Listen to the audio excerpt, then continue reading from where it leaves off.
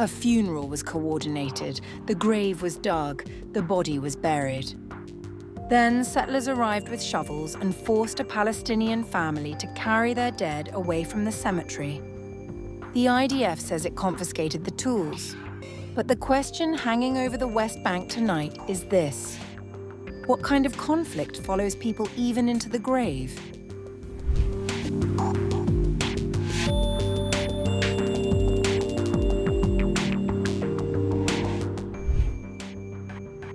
On Friday, May 8th, in a small Palestinian village called Al-Asasa in the northern West Bank, a family buried their dead. The funeral had been cleared, coordinated in advance with the Israeli military and the civil administration. Everything was above board. And then settlers arrived with digging tools. What followed was something that has almost no precedent, even in a region where tensions have long since stopped surprising anyone. Settlers from the newly re-established settlement of Sanur walked into a Palestinian cemetery and began to exhume a freshly buried body, claiming the grave was too close to their settlement. The family of the deceased scheduled the burial in full coordination with the civil administration and the army and went to bury him in the village cemetery. It is a private cemetery of the village and everyone is buried there. Suddenly, settlers came and took the body out of the grave. We were afraid of their threats, and after the settlers took him out of the grave, we decided to move the deceased to another village. Israeli Arab lawmaker Ahmed Tibi, who addressed the incident in the Knesset, went further, painting a sharper picture of what unfolded on the ground. The army arrived to assist the settlers and forced the deceased's family to remove his body and go bury him elsewhere, claiming that the grave was about 300 metres from the settlement of Sanur, while the settlers threw stones at the family carrying the body. The IDF issued a statement the following day acknowledging the incident. The army said troops were dispatched after reports of friction, that digging tools were confiscated from the settlers, and that soldiers remained at the location to prevent further escalation. The IDF condemns any attempt to act in a manner that violates public order, the rule of law, and the dignity of the person and the deceased. The issue of coordinating the funeral and managing the event will be investigated by the commanders and lessons will be drawn accordingly.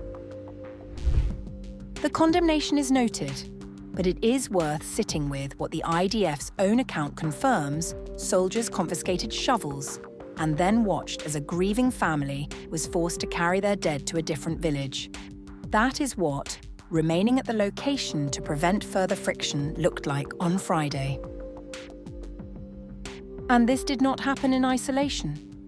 On the same day in Kirbet Shuwaika, south of Hebron, a Palestinian man and his young son were attacked by settlers wielding sharp instruments. The boy was bleeding from the back of his head, the father from a gash on his forehead. Their car's windows were shattered. Both were hospitalized. Earlier that week, 4 Palestinians were wounded, among them a 71-year-old woman, during a settler confrontation in a village east of Hebron. The IDF's own numbers tell the story plainly. The military recorded 867 incidents of nationalist crime and settler violence in 2025, up from 682 the year before.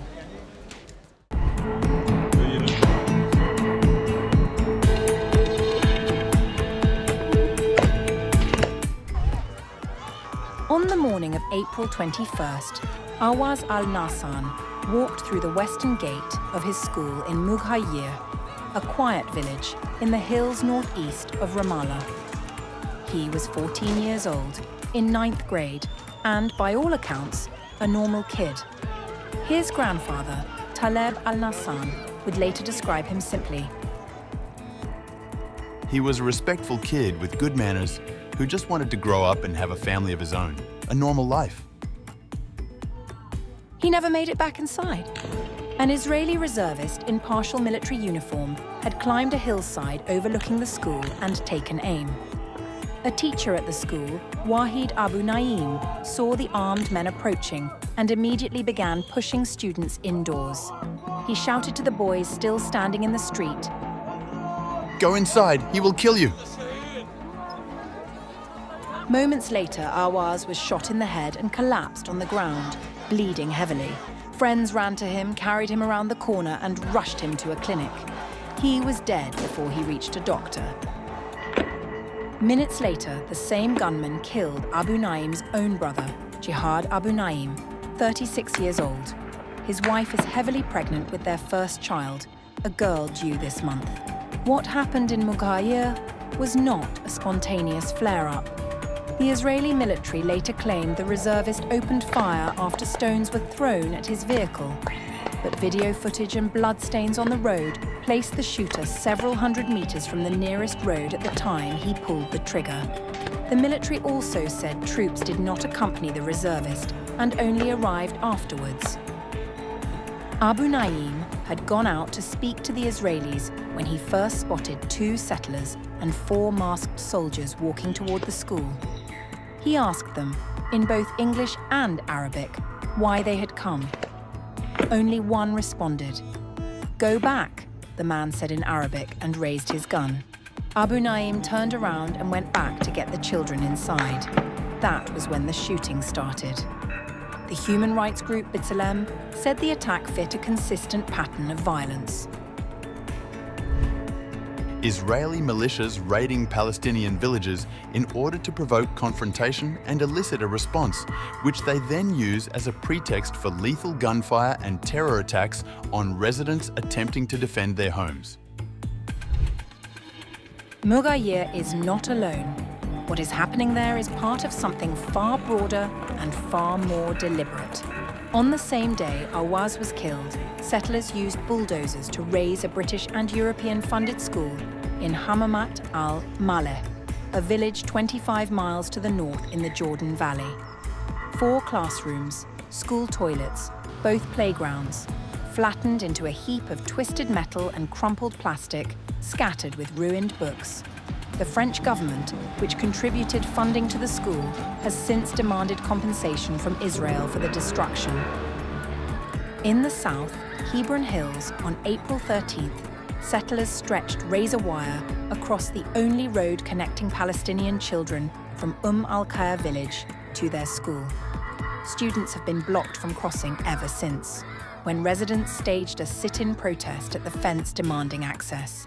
Israeli soldiers fired tear gas at them, adults and children alike.